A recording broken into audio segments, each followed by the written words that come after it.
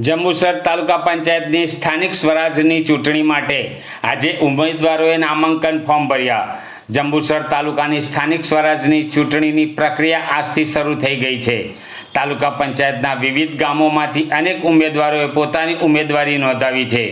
દેવલા ગામના ઉમેદવાર તરીકે કોંગ્રેસના ફઝીલાબાનુ આદિલખાન રાજે નામાંકન ફોર્મ ભર્યું છે। તે જ રીતે ઉચ્છદ ગામથી કોંગ્રેસની શર્મિલાબેન તુલસીભાઈ પઢિયારે પણ ઉમેદવારી કરી છે।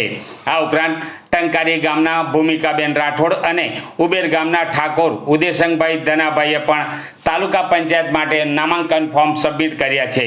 આ ચૂંટણીમાં તાલુકાના વિવિધ વિસ્તારોમાંથી વધુ ઉમેદવારોની ભાગીદારી થવાની ધારણા છે, જે સ્થાનિક વિકાસ માટે મહત્વપૂર્ણ સાબિત થશે। ઉમેદવારી પત્ર ભરતા સમયે માજી ધારાસભ્ય સંજયભાઈ સોલંકી, કિરણભાઈ મકવાણા, તાલુકા પ્રમુખ શરદસિંહ રાણા સહિત હોદ્દેદારો, કાર્યકરો, અગ્રણીઓ મોટી સંખ્યામાં સમર્થકો સાથે હાજર રહ્યા હતા।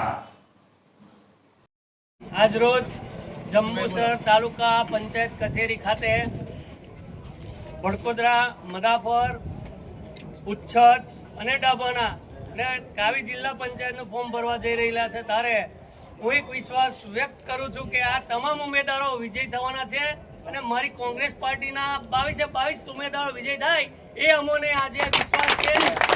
અને આવતા દિવસોમાં અમે આ તાલુકા પંચાયત કોંગ્રેસની બનાવીને રહીશું, એ અમે એક નિર્ધાર અમારા કોંગ્રેસના કાર્યકરોએ કરેલો છે।